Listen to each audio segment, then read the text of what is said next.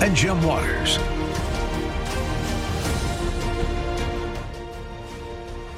Howdy, Kentuckiana.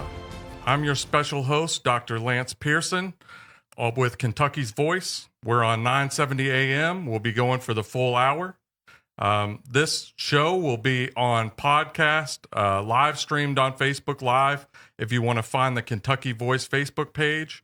And then it will be put on YouTube, probably at the WBNA 21 YouTube channel, as well as the Kentucky's Voice YouTube channel. I think it's the KY Voice on YouTube. It will also be rebroadcast on TV at 4 p.m. and 11 p.m. If you have Spectrum. That's on channel 21 WBNA. We have a very special show today. I'm going to be joined for the whole hour with Congressman Thomas Massie.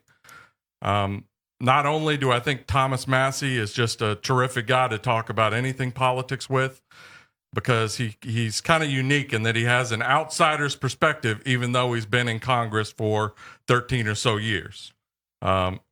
There's still a chance, however, that a lot of people in the greater Louisville area don't know Thomas well.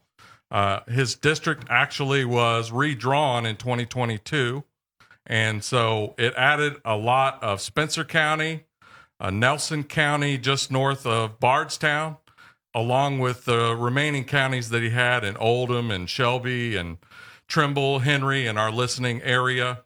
It extends all the way up along the north, along the Ohio River into northern Kentucky, basically Boone and Kenton and Campbell counties, and then it goes all the way into Appalachia and stops just short of Ashland. So he has a very long, sprawling district, but given that some of these are new areas in this district, especially in the Louisville area, there's a chance that not all of our listeners, even our longtime listeners, have had the chance to vote for him for maybe more than one or two times. Okay, so I first want to do a little intro into some of Thomas Massie's background. And if somebody else has already done all the work for you, I don't believe in reinventing the wheel. Spectrum News did a very good, basically short promo of Thomas Massie's background and some of the work that he's doing now in Congress. So Aaron Kelly did this interview and a profile. Why don't we go to clip 1, which is going to basically tell you about who I consider to be the most interesting man in Congress. To get Congressman Thomas Massie going, you can ask him about the national debt.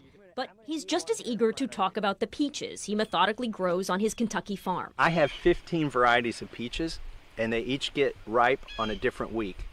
So peach season on this farm in Garrison starts at the end of June and goes all the way through September.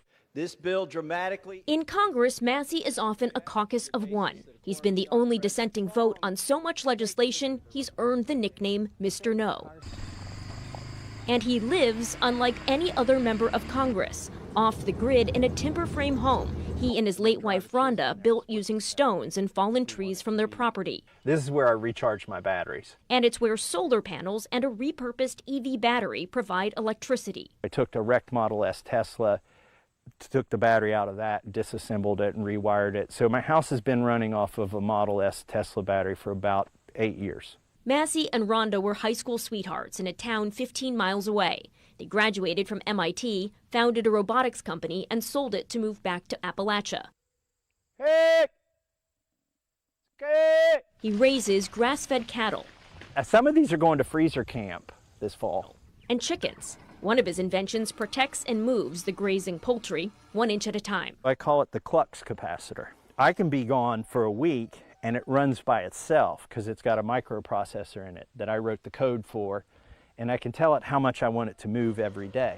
Though he lives off the grid, Massie is very much plugged into politics and on President Donald Trump's radar. A self-proclaimed libertarian-leaning Republican, he routinely opposes foreign aid, sanctions on foreign nations, and gun safety measures. He's even voted against making lynching a federal hate crime, saying enhanced penalties for hate endanger liberties like freedom of speech. A fierce deficit hawk, Massie also was one of only 2 GOP House members to oppose the massive Republican tax and spending bill.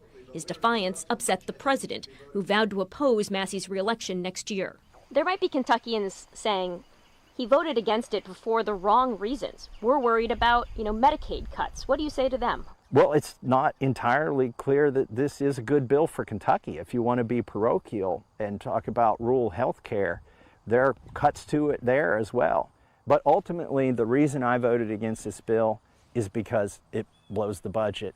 Now Massie finds himself aligned with Democrats and seemingly at odds with the White House in demanding the Justice Department release its files on convicted sex offender Jeffrey Epstein. And I think the American people deserve transparency.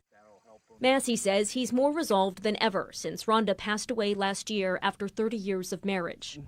Occasionally I pick up my phone and want to text my late wife because she tracked all of it. She usually knew about it before I did. She tracked all of it closely, and I think she still is.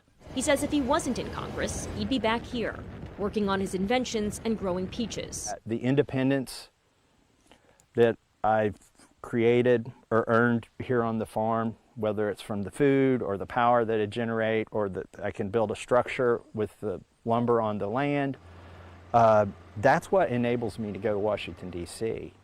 and say, you don't have anything over on me. Like, you could literally take everything I've got and I can create it again, and I'll be okay. For now, Massie continues clearing his own path in Congress and down on the farm. In Garrison, Kentucky, Erin Kelly, Spectrum News. So you can see why I call him the most interesting man in Congress. I'm not the only one that thinks so. If you want to find out more about some of that stuff, he has a fantastic interview with Theo Vaughn that's about 2 hours long on YouTube. Just search for Theo Vaughn Massie. If you want to hear about him going off the grid and basically running his farm remotely, you can find that under Off the Grid with Thomas Massie on YouTube. And he has a short, that's about 45 minutes. And he has a shorter segment that just came out called Thomas Massie's America First. You can find on YouTube. That's about 13 minutes. So let's go ahead and bring Thomas on. I just want to first say thank you, Thomas, for doing this interview. I'm so excited for our listeners to be able to hear from you directly. Lance, great to be on your show. I just listened to that segment again that you played and realized I talked about something called freezer camp there. Yeah. If now that my cattle can't hear me and my chickens can't hear me, I'll tell the listeners what freezer camp is. Freezer camp is where the meat animals go at the end of their tenure on my farm. Yeah. Yeah. I think I definitely caught that. I hope the viewers caught that. So, in short, after you made a tech startup, you sold that startup, moved back to Appalachia, you built your own house, you started your own farm, you were raising your family and basically minding your own business. How did you get into politics? You ultimately wound up as the Lewis County executive. So tell me about how you got into politics, and there's a great boiler story if you could throw that in too. Sure. Let me go backwards just a little bit and say that some people think I'm a carpetbagger because they go to my Wikipedia and see that I was born in Huntington, West Virginia. But the reality is my mom's from Lewis County and my dad's from West Virginia, and they were living in West Virginia when I was born. My mom told Dad that they call West Virginia almost heaven because it borders Kentucky. That's right. And so she convinced him to come back to Kentucky. And I went to K through 12 public school in Lewis County, Kentucky. So, I'm a homegrown product, but I did go to MIT. It was a dream of mine. I loved inventing, and I did science fairs in high school. I was a nerd. My late wife was a nerd too. We both ended up going to MIT, which is in Massachusetts, right, where we started the company. And we had 3 of our children while we were in New England, and we really wanted to raise them back in Kentucky. And so by the time they got to when the first one was going into first grade, we sold our ownership in the company we started. It was a high-tech startup, virtual reality, robotics type company. We moved back to Kentucky to the farm my late wife grew up on. And that's where we raised our kids and built our off-grid house, just minded our own business. And I got drawn into politics, local politics, which I think, by the way, is the most important form of government. That's right. Because they wanted to zone our county which is okay. You know, zoning is to keep the smokestacks out of the cul-de-sacs, is what I say. But in Lewis County, we had neither smokestacks nor cul-de-sacs. We didn't have business. We didn't have a bunch of residential, neighborhoods. What we had was a bunch of undeveloped land and farms where people had the freedom to start things. And I felt like if we started zoning it, that it would cut off the ability for people to do things. And so I fought the zoning. They also wanted to raise taxes. Now, when you raise taxes, you're in a rural area. You're raising them on farmers. And the irony was they were going to raise taxes and give it to a conservation district that was going to do their own, try to promote conservation. But the reality is the farmers were the conservers. So it would make it harder to farm. So I fought those things. We're going to pick it up right after the break with Thomas Massie. Come back. Are you ready to stand for truth?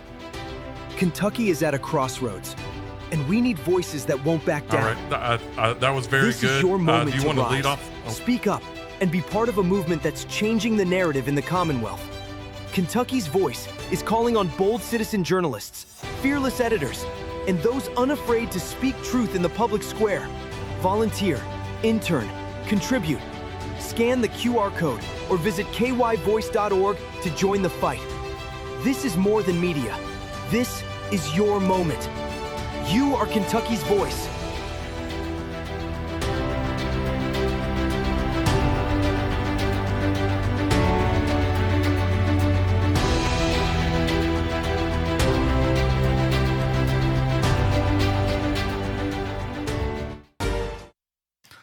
Welcome back to Kentucky's Voice on 970 AM. We will also be on at 4 p.m. and 11 p.m. on Channel 21 on Spectrum TV, as well as this is live streamed and found on YouTube if you want to find Kentucky's Voice for those segments and some clips that will be coming later. This next segment, we kind of want to talk a little bit more about Thomas Massie's governing philosophy and some of the squabbles that he's gotten in recently with Donald Trump. The result, basically, of some of those squabbles has been Thomas Massie being called a quote-unquote grandstander or a third-rate grandstander. Thomas Massie's an overachiever, though, so sometimes he's gotten upgraded from third rate up to maybe second or even first-rate grandstander. So I wanted to talk about grandstander. The definition for grandstander is someone who behaves or performs in a way meant to attract attention and impress onlookers. So I know I and Thomas endorsed Donald Trump in the last election. Probably, I also voted for him. Is there anyone on the planet that's more dedicated to attracting attention and impressing onlookers than Trump himself? So even this criticism, I'm not sure I think it's more tongue-in-cheek than anything. I mean, for all of Trump's strengths, he does grandstand quite a bit himself. So the first time that Thomas really got into it with Trump was over the CARES Act. If you remember back in 2020 when COVID hit, the stock market took a big dip, and the solution to that was the CARES Act. So Thomas, do you want to tell us a little bit about what the CARES Act was? Sure. The CARES Act was a Republican experiment in socialism. It was a minimum basic income. It was a $2 trillion spending bill that gave $1,200 checks to everybody. It paid companies to not have their employees work. It gave local and state governments the money they could use to sustain themselves while they shut the entire economy down, not just shut down government, shut down the entire economy. And at the time, this was the biggest spending bill in the history of the planet, not just in the history of Congress, but in the history of the planet, $2 trillion injection. Yeah. They weren't going to tax this money. They were going to print it. They didn't even really borrow it. There wasn't anybody to borrow it from. Right. And I said, look, guys, you're giving away $1,200 checks, but that's the cheese in the trap, because that only constitutes maybe 5% of the spending in the bill. Most of this money goes to businesses and Wall Street and banks to prop them up, and you're going to cause inflation by printing all this money. And oh, by the way, they funded the mail-in election of 2020 using the CARES Act. we got a call. We were all at home because of COVID. And we got a call that said, stay home. We're going to pass this on unanimous consent. Nobody has to show up or go on record. We're not going to debate this. We're just going to deem it passed by unanimous consent. Right. And I said, that's not constitutional. I got in my car. I drove to Washington, D.C. I said, if truckers, if grocery store workers, if nurses, if farmers are all working through this pandemic, then Congress needs to work. We shouldn't be staying at home, as Pelosi famously was, getting her hair done and eating her favorite ice cream. We needed to be there working through this and coming up with solutions. Right. In any case, that's when I drew the ire of Trump. He called me a third-rate grandstander. The media demanded to know what I had to say for myself. I said I'm at least second-rate. Right. I don't think it's grandstanding when you just go do your job. If the cameras show up while you're doing your job, you got to explain why you're doing it. And in that case, I said, we can't shut down our economy. It's going to leave an impression that will last for years. And it has. The inflation has lingered. Prices did not go back down. When they say inflation's gone down, inflation has abated some, but there's never been deflation. The money that was printed, they've not taken it back. It's still circulating in the economy. So prices are all higher. People didn't get raises in wages to compensate them for that. And so, it turns out I was right about that. Right. And, that's what's informed my other decisions in Congress is we can't just print all this money. It's people. Yeah, it's nice to have tax cuts. It's nice to have low taxes. But the real tax, the biggest tax most people are paying right now is inflation. That's right. 100%. So basically they gave you a $1,200 check. They added about $16,000 worth of debt in order to do that, with most of the rest of that money going to corporations or businesses and, frankly, paying people not to work. So it's just crazy. Now, Trump's basic complaint was that you were trying to force people to follow the Constitution. The Constitution requires for them to do regular business and pass bills, you have to have a majority of the people in Congress in that chamber. So all you were doing is basically requiring people to come into work. Congress also was basically complaining about them having to show up for work. So I just want to talk to our viewers a second. Can you imagine the guts and the backbone that's required to basically have 434 out of the 435 people yelling and screaming about you, the president, the media, everyone screaming, and you saying, no, I'm going to do what's right no matter what? All right. The amount of guts and backbone that takes is unbelievable. Okay. That was one of the hardest. Yeah, that was probably the hardest day of my life in Congress. And CNN called me the most hated person in Washington, D.C. that week. And I joked that that's the first time I ever saw CNN get the headline correct. That's right. Okay. There's been a recent tiff with Donald Trump over the one big beautiful bill. It's a very similar thing. It's another basically the government printing a lot of money, taking on a lot of debt, which we're already $37 trillion in debt, by the way, and forcing people to vote on an omnibus bill. Instead of 12 appropriations packages where people can actually read them and understand what's in them, they're going to package it together into over 1,000 pages that basically people have got a day to read. No one reads it. And you have to vote on things that you have no idea about. So what was your core criticism of the big, beautiful bill? And what about, what are some of the other provisions, even beyond what I know your core criticism was, that maybe people are going to be shocked by? Well, the problem with the big, beautiful bill is it cuts taxes and increases spending at the same time.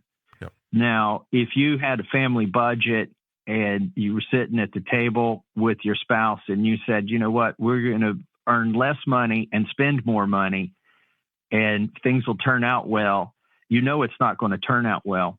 Now, to get a score from the Congressional Budget Office that looks halfway decent, what they've promised to do is 4 years from now, the big, beautiful bill is actually going to undo most of the tax cuts that it puts in place. No tax on tips, no tax on seniors, and no tax on overtime. Those are only temporary measures. The reason they made those temporary measures in the big, beautiful bill is because they want to put all those taxes back where they were in 4 years, or they say they will. Now, they won't really. And then in the meantime, they're going to spend hundreds of billions of dollars more in the big, beautiful bill. They're going to increase spending. And then they say they're going to quit the spending binge 4 years from now. And so what they do is they've got a spreadsheet that goes 10 years out. And they say, look, in the last 5 years, we're going to balance the budget. But in the first 5 years, we know we're going to blow the budget. Right. Here's the problem with that, Lance. Yep.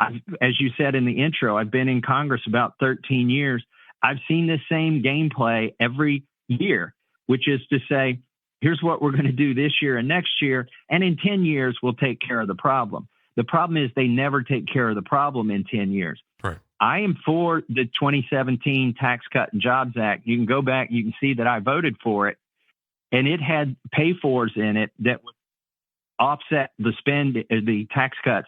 But this big, beautiful bill doesn't have that. That's the problem. And people are going to end up paying a bigger tax in inflation than the tax cuts will give them in this bill. Right.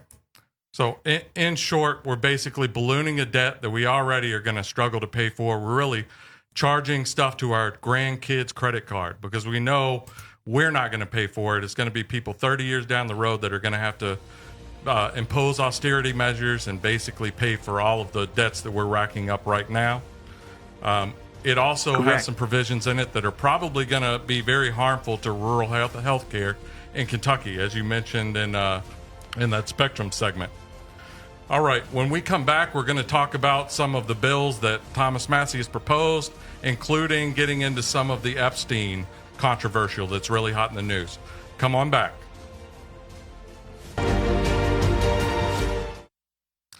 Welcome back to Kentucky's Voice. I'm your special host, Dr. Lance Pearson. In this segment, we're going to talk about some of the current bills that Thomas Massie has proposed and some of the things that he's working on. We're going to jump right into the first of those, the Epstein controversy. Basically, we have for 10 years now since Jeffrey Epstein was first arrested and then took a plea bargain for sex trafficking and pedophilia. We have been promised that we're going to get some of this information by multiple administrations. If we could bring up that image that we have of Thomas calling for this during the Biden administration. I know online there's been some claims that, he's just worried about picking on Trump over this issue. No, Thomas Massie, it's actually the next image. So Thomas Massie actually did call for the Biden administration to release what the equivalent of the Epstein list exactly. And that's on 2/10/24. Guess who was president in 2/10/24? Joseph Biden. Okay, can we go ahead and pull up a clip where Thomas Massie discussed this at the end of July? Congressman Massie, let me turn to you. What say you? Are you being hypocritical by demanding this now and not sooner? No, not at all. Look, the release of the Epstein files is emblematic of what Trump ran for and why he got the populist vote. There seems to be a class of people beyond the law, beyond the judicial system, that operates outside of all of that. And we all thought that when Trump was elected, he would be the bull in the china shop and that he would break that up and bring transparency. Frankly, it wasn't until just recently that I realized that people who were allegedly working on this weren't sincere in their efforts. And also, politics is the art of the doable. There's enough public pressure right now that we can get 218 votes and force this to a vote on the floor. Somebody should ask Speaker Mike Johnson, why did he recess Congress early so that he didn't have to deal with the Epstein issue? He can bring this to the floor at any point, yet he's chosen to send us home early for August recess.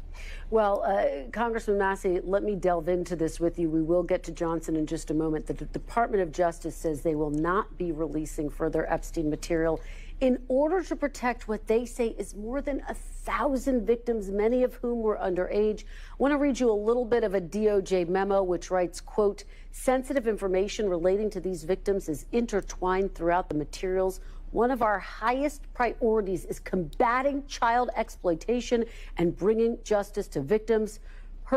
Perpetuating unfounded theories about Epstein serves neither one of those ends. What is your response to the concern that releasing these files could ultimately hurt the victims, Congressman Massie? Well, look, that's a straw man. Ro and I carefully crafted this legislation so that the victims' names will be redacted and that no child pornography will be released.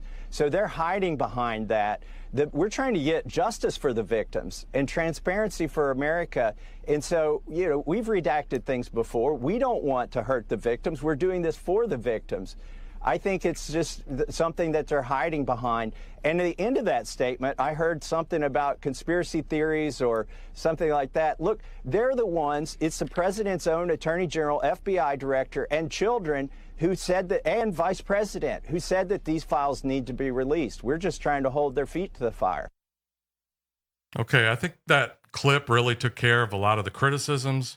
You have in the discharge petition that you did file on Tuesday that we are not going to be releasing any victims' names, any identifying info. We're not going to be releasing child pornography. This discharge petition would force a vote on the floor. So what are the next steps and what is the status of that discharge petition that you filed? Well, I'm glad you played that rebuttal to the argument that this would endanger the victims. I think we put that to rest this week when we had the biggest press conference in 5 years on the steps of the Capitol, and 10 of the survivors showed up and spoke. And when they were asked whether they supported the legislation that Ro Khanna and I introduced, they all supported it. So it's not going to endanger the survivors, or else they wouldn't be supporting it. Trump's biggest argument, it seems to be now that, he used to be for releasing the files. His vice president has been for that. His attorney general was for that. His biggest argument, I'm somewhat sympathetic to, is that it's going to distract from his other accomplishments, that this issue is distracting from his other accomplishments. The best way to put this to bed is to release all the files. Right. And then exactly. It won't be a distraction from his other accomplishments. But to the extent it's a distraction, it's because his attorney general said she was going to release the stuff, and she released a bunch of stuff that was already public and just honestly upset people. So I'm using something called a discharge petition to force the vote. If you can get 218 signatures of members of Congress on a discharge petition, then you can have a vote, even if the Speaker of the House doesn't want the vote. That's right. And that's where we are right now. The Speaker of the House is adversarial to releasing the Epstein files. We have 215 signatures right now. We need 218. When I get back from, when we get back, we'll have 216 because a member was out. One of his parents had passed away. We'll have 216 signatures when I return, which leaves us too shy. I'm going to break some news on your show here. I haven't seen it reported yet. It turns out, I've got 4 Republicans as co-sponsors, myself, Marjorie Taylor Greene, Lauren Boebert, and Nancy Mace. Right. I think it's interesting that 3 of the co-sponsors are women, Yep. and it's basically women taking up for women for the survivors. Yep. Well, people have assumed that I need 2 more Republicans. The reality is there are 4 empty slots in Congress, and 2 of those get filled this month. Those 2 are Democrats who will be elected most likely into those seats. And by the end of the month, we'll be at 218 signatures, and we will get the vote on this. Okay. Yeah, I hadn't even thought of that. That's actually a fantastic news. So, nevertheless, let's not cover up for Republicans. All that this discharge petition is asking is release the files and let people decide for themselves. I mean, it's not a big ask. I don't understand why it has become a big ask. So call your Republican congressman and get them to sign on as well. All right, let's talk about some of the other legislation that you proposed. I know you're very passionate about the Prime Act. You've proposed that for almost a decade, actually, and I think you're going to try to fit it into a farm bill that's going to come up. It would allow farmers to locally resell meat from animals that are killed in smaller custom slaughterhouses rather than these gigantic industrial slaughterhouses. That even if those custom slaughterhouses don't have a USD inspector on site at all times. What problem are you trying to address with that, and how will it help? Especially, how will it help Kentucky? Well, Kentucky is the biggest cattle state east of the Mississippi. That's right. Unfortunately, most of our cattle get sold before they get turned into beef. They go out west, they are fed corn, and then butchered and shipped back east, and then you find them in Kroger's at that point. It's illegal to use a local processor and sell the meat by the cut to your neighbor. You can sell them the animal or half an animal or a quarter of an animal, and they can pay to have it processed at a local facility. And that happens a lot, but I think it's regressive. It's ridiculous that you should have to buy $1,000 of meat just to have a hamburger, on Labor Day.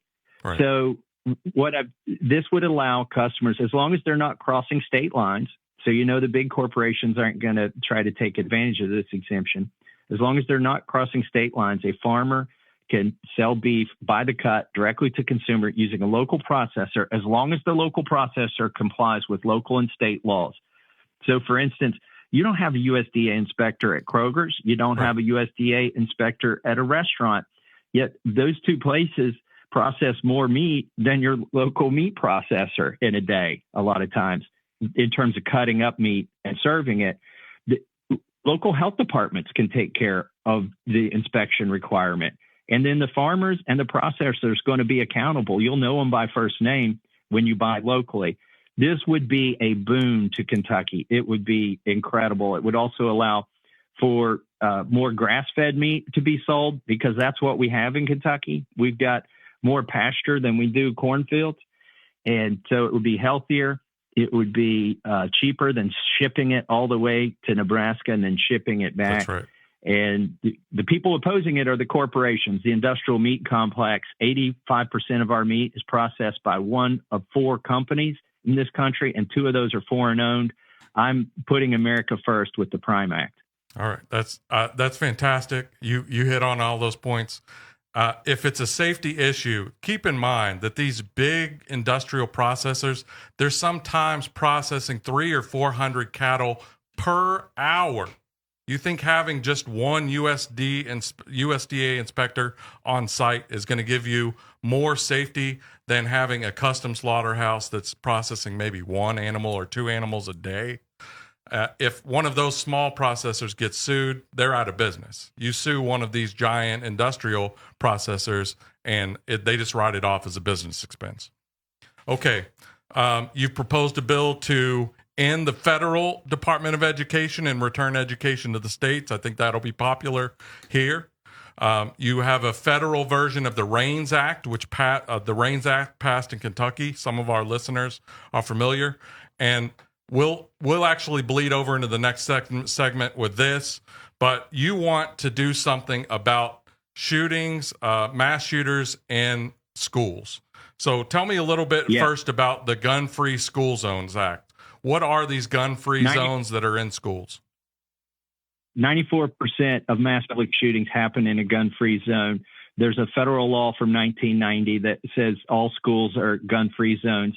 States can try to override that. 29 states have some form of carry. There's never been a mass public shooting in a school that allows the teachers or the staff who want to carry, because these shooters are cowards. They're not stupid, but they're cowards, and they're attracted to gun-free zones. My bill would repeal the Federal Gun-Free School Zone Act and make it easier for states to implement and local school boards to implement their own policies on carrying firearms. That's fantastic.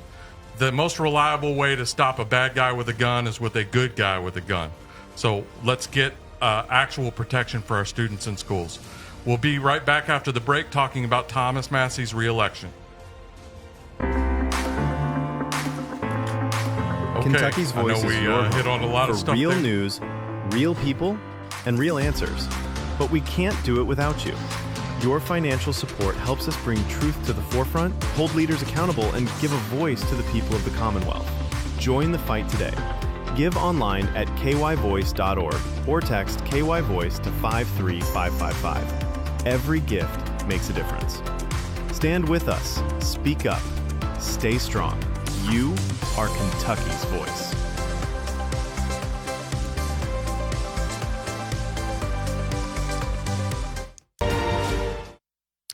Welcome back to Kentucky's Voice. I'm your special host, Dr. Lance Pearson with the Kentucky Liberty Caucus. We have an honored guest, Congressman Thomas Massie. This last segment we kind of want to just focus on his re-election campaign. It promises to be very volatile. Let's just say that. So I first want to preface this segment with everybody understands that we have busy lives. Everybody does. Nobody has time to check all the bill statuses in Congress or to see who's voting on this or that. They probably don't have time to even watch hours of news on national politics. And so when you get enough money behind basically trying to smear someone, to put money behind smear ads, they can play on people's emotions. They can take advantage of people not really understanding everything that's happening up there, all the discussions behind the scenes. And then what they'll do is they'll spend millions of dollars to put up these 30-second ads that might appear on Fox News. And just because it's on Fox News, that doesn't mean it's reliable news.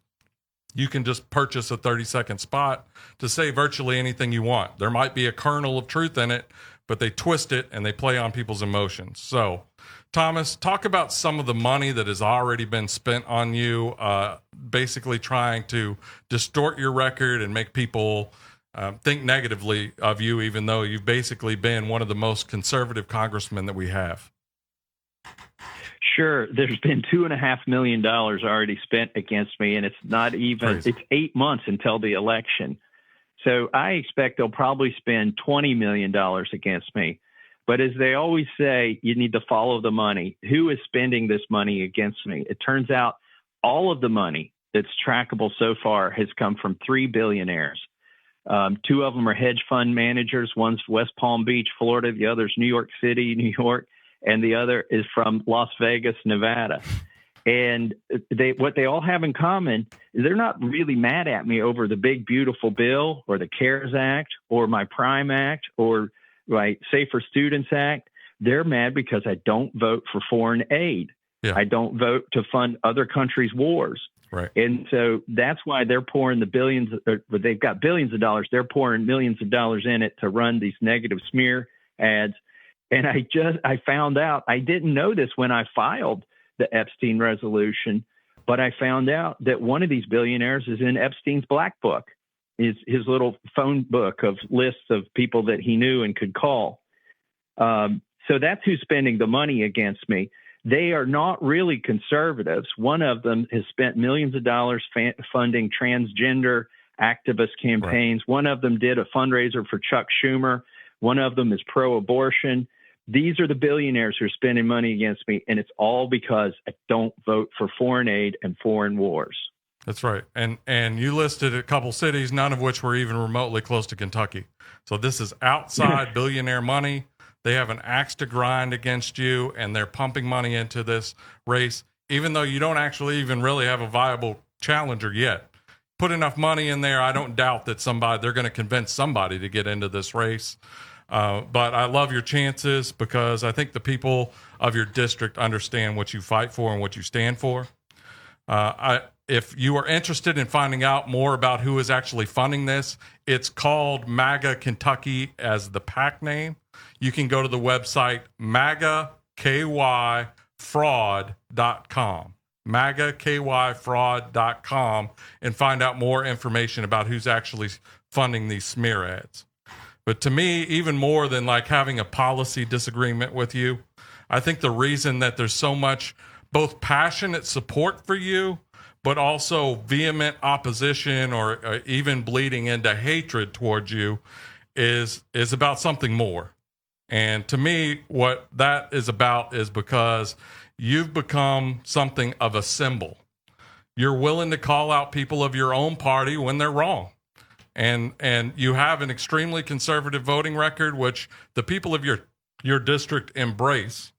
But if they can basically find somebody to target, to scare anybody else that might want to also challenge the narrative when their party might be in the wrong, something that takes tremendous courage, it sends a message to everyone else. And so we have an audience that skews a little bit male. So indulge me for a second. There's a scene in the first Batman movie from Christopher Nolan, the Dark Knight series, where They basically, Ra's al Ghul, the villain, comes in and he's talking to Bruce Wayne, who will eventually become Batman. And he says, if you make yourself more than just a man, if you devote yourself to an ideal, and if they can't stop you, you become something else entirely, a legend.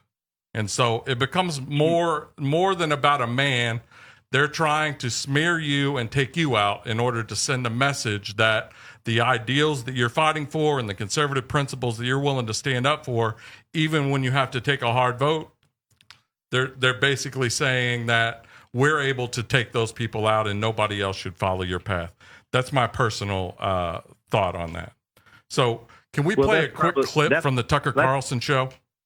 This is clip number 6. But how do you turn on Thomas Massie? Marjorie Taylor Greene at least played a role in kayfabe that you could imagine drawing fire.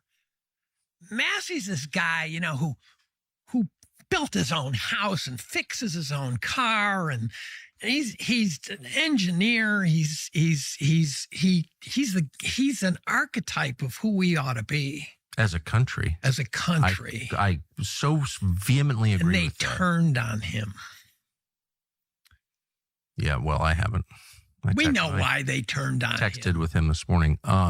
No, I mean, you know, you could say I disagree with Thomas Massie, but if you think Thomas Massie is the problem, you are the problem. I couldn't agree more. I couldn't agree more. Just because, first of all, he's a decent man, which always matters to me, and I think it should matter to all of us. You could, you know, give Thomas Massie a routing number, and he's not going to take $1. He's just not. Okay, so I'll just say I live in your district. I know that there is passionate support for your candidacy. I'm very confident in it.